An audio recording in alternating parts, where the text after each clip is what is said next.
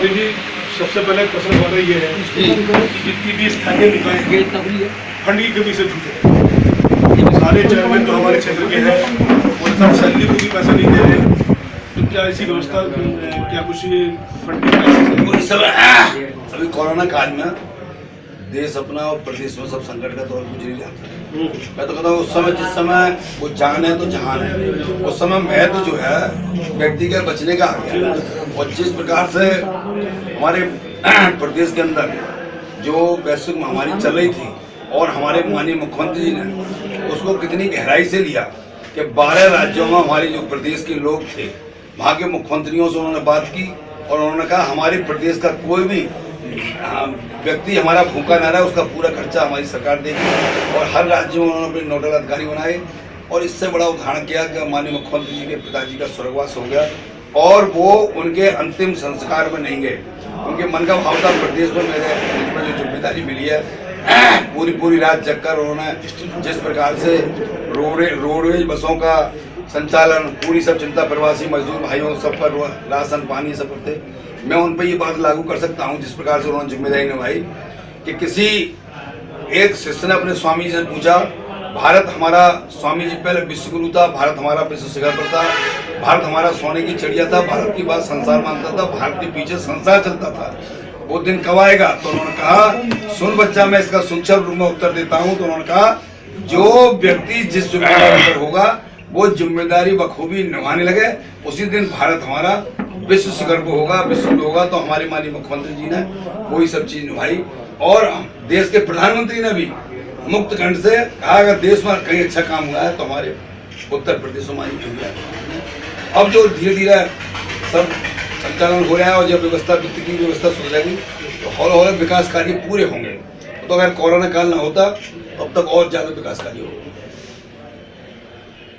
इसका अभी सर्वे पहले ये था कि अब तो पता लंबाई चौड़ाई मकान की बदला की जगह 100 रुपये हाउस टैक्स है, अब नगर पालिका उससे 2000 रुपये ले रही है। कॉमर्शियल है पता अच्छा कॉमर्शियल बोले से इसका अलग से टैक्स हम लोग वसूलेंगे। अब ये प्रथा ये चल गई है। दूसरा जो है अब इसका क्या मतलब जो आदमी 100 रुपये देता था वो 1000 रुपये से वसूले जा रहे हैं। बेचारा गरीब आदमी है क्या है। दुकानों का भी मैंने बोर्ड की मीटिंग में बढ़ा रहे हैं तो वो गलत है। हमने कहा है कि भाई जो किराया या जो भी कुछ बढ़ाया वो मुनासिब ही बढ़ाया जाए, चूंकि इस समय मान लो वो वैसा है तो इसके मानी ये नहीं कि एकदम उस पर लोड बढ़ा दिया। सरकार का जो रहता है कि स्थानीय निकाय अपना खर्चा अपनी आबादी से करता, लेकिन इतने रिसोर्सेस नगर पालिकाओं पर नहीं होते। नगर निगम जो बड़ी होती है, नगर पंचायतों में नगर पालिका में इतने संसाधन नहीं है। जैसे यहाँ पे जो इनकम होती है या तो हाउस टैक्स से हो रही है, वाटर टैक्स से हो रही है, या जो प्रॉपर्टी या दुकानें हैं उन पर हो रही है। लेकिन ये अगर ज़्यादा किराया लगाते कर लगाते हैं तो जनता पर परेशान होती है। जो पॉलिटिकल इशू रहता कि जनता नाराज होगी तो सरकार दूर रहता। तो कुछ लग रहा है कुछ दिनों बाद सब सही हो जाएगा। जैसे हमारे वित्तीय संसाधन बढ़ेंगे तो फिर जब वो आमदनी होने लगती है ना फिर लोगों को ध्यान उसमें नहीं आता फैक्ट्री है तो ये है। अच्छा अभी एक पॉलिटिकल बातें भी मायावती जी ने बड़ा बयान दिया कि मैं सपा को हराने के लिए भाजपा का भी साथ देता है। तो क्या भाजपा ने कुछ दस दबाने की है मायावती जी? देखिए मैं ये कह सकता हूँ दो चार होते हैं, अंदर की आवाज कोई नहीं करती है। आज जब सच्चाई है किसी से भी पूछो तो हर एक के मन में ये भाव है अगर देश की नैया या देश के लिए वास्तव में राष्ट्रवाद और देश का नाम विश्व में अगर कोई पैदा करने वाला है तो इस देश के प्रधानमंत्री मोदी हैं और सही काम करने वाली भारतीय जनता पार्टी है। विश्व के लोग भी भारतीय जनता पार्टी की तारीफ करते हैं। मैं ये कह सकता हूँ इस देश की पूर्व राष्ट्रपति प्रतिभा पाटिल ने कहा था अगर देश को कोई अच्छे ढंग से चला सकता है तो मोदी है, भले मेरी पार्टी कांग्रेस। इस प्रदेश दिल्ली प्रदेश के मुख्यमंत्री शीला दीक्षित ने भी ये कहा था जब वो घटना हुई थी वहाँ की 2008 में उसमें मुंबई के अंदर, तो आज देश के प्रधानमंत्री मोदी होते तो इसको समझते। कहने का भाव मेरा ये है मायावती जी भी जानती हैं कि अगर भारतीय जनता पार्टी में जो सर्व समाज की बात है सब कुछ होती है तो वो लेकिन चुनाव से पहले ये बयान भी बाद में पलट जाना।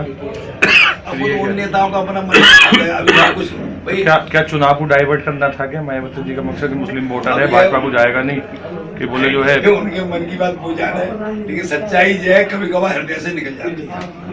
समाजवादी पार्टी का जो जमाना था, मैं कह सकता हूँ वो उस सरकार में कितना अंतर है। वो मजबूर सरकार थी, मजबूर, और ये मजबूर सरकार है।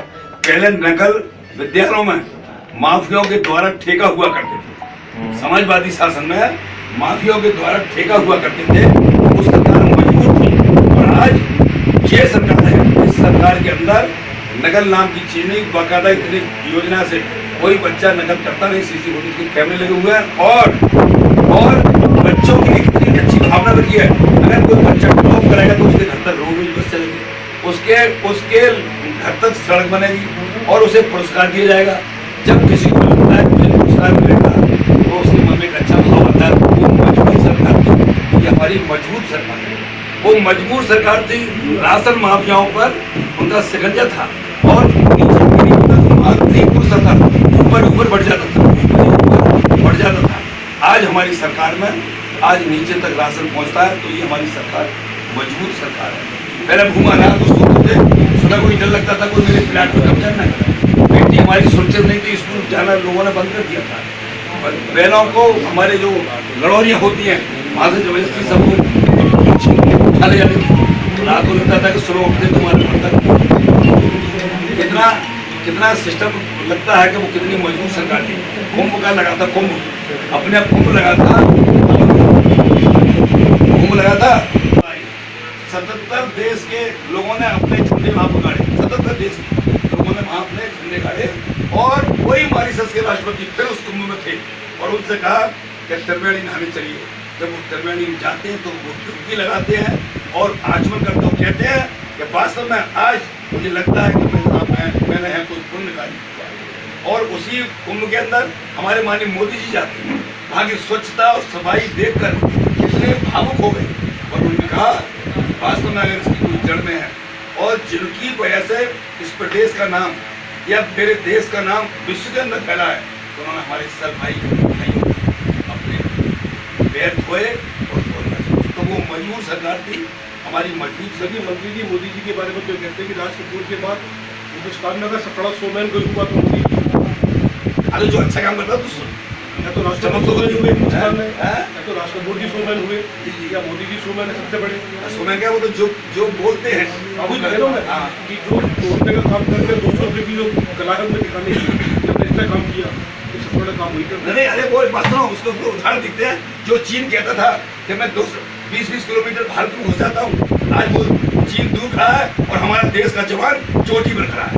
कितना अंतर है। अगर चीन हमारी सीमा में नहीं है तो फिर वार्ता किस बात की? अब तो चीन है हमारा सब कुछ सब उसमें। अच्छा सुनो, मैं एक बात कहता हूँ, हमारे देश के जवानों के साथ चीनी सैनिकों ने धोखा किया। चीनी सैनिकों ने हमारे देश के जवानों के साथ धोखा किया, यानी उन्होंने धोखा किया और वो अपना जो भी उनका हथियार थे जिस तरह के उन्होंने धोखा किया, लेकिन हमारे देश के जवानों ने अपने से 3 चीनी सैनिकों को मार डाला। क्यों मार डाला? देखिए, जब माननीय मोदी जी वहाँ पर गए वहाँ पर और उन्होंने अपने हाथ से मिठाई खाई, उन्होंने कहा मेरे देश के जवानों, तुम्हारी वजह से भारत का चौड़ा सीना हुआ है, तुम्हारी वजह से भारत का मस्तक ऊंचा हुआ है। क्यों? क्योंकि तुमने अपने से 3 गुने चीनी सैनिकों ने तुम पर धोखा किया, तुमने अपने से 3 गुने उन चीनी सैनिकों को रौंद के मार डाला। इसलिए मेरे जवानों, तुम्हारी वजह से हमारे देश का चौड़ा सीना। मंत्री जी, इस टाइम किसान अध्यादेश पर किसान बहुत खफा हो रहा है। सुनो, देश के जवानों ने कहा माननीय मोदी जी, हम जिस नेता की कथनी और करनी में अंतर नहीं होता है उसकी वाणी में दम होता है। मोदी जी, आपकी ईमानदारी की बहुत मिसाल है। हमें आपकी एक छोटी सी मिसाल हम कहते हैं। उन्होंने कहा मोदी जी, जिस समय आपकी माँ बीमार पड़ी, जब माँ बीमार पड़ी तो सरकारी गाड़ी से एम्बुलेंस से अस्पताल गई और आपने मोबाइल से अपनी माँ से बात कही, माँ तुम कैसी हो, माँ तुम कैसी हो। माँ ने कहा बेटा मोदी, प्रिय मोदी, मैं तो जैसी भी हूँ कर देगा, तो बेटा भारत माँ की चिंता कर, भारत माता की चिंता कर। तो उन जवानों ने कहा जिस प्रधानमंत्री की माँ भारत माता की चिंता करती है, उसके एक इशारे पर जैसा लड़ा की पुतली मिली नहीं तब तक 6 तक मुड़ जाता था, आपका एक इशारा होगा, हम दुश्मन के सीने पर अपने गोलियों से कर देंगे बाढ़, धाए धाए धाए। वाह, क्या बात। की आवाज में घबरा नहीं। क्या बात। किसान अध्यादेश किसान अध्यादेश में इन लोगों के जो कहते हैं कि इन्होंने इतने साल से आए खाली किसानों की बात करते हैं, कभी किसानों का भला नहीं किया। जिस राहुल गांधी को ये न माने कि गेहूं के पेड़ किए जाते हैं, बाली होती है पेड़, वो हम किसानों की बात करते हैं। मैं कहता हूँ नरेंद्र सिंह जो हमारे कृषि मंत्री हैं, हमारे प्रधानमंत्री जी का हृदय से धन्यवाद देता हूँ कि वास्तव में ऐसा जो किसान अध्यादेश लाए उसमें किसानों का ईमानदारी होता है, बिचौलियों का खात्मा हुआ है और किसानों का वास्तविक उपज होगा, वो जितना चाहे भंडारण कर सकते हैं। तो मैं कह सकता हूँ ये ऐसा बिल है, एक न एक दिन सबकी समझ में आएगा। जो लोग बिचौलिया और वो है वही लोग इसका विरोध कर रहे हैं। किसानों को संतुष्ट करने के लिए क्या करेंगे आप? किसान तो इस टाइम ना किसानों के लिए पूरी बात समझाई जा रही है और किसान कहीं है नहीं जहाँ कुछ विभाग की कोई ऐसी योजना आपने दी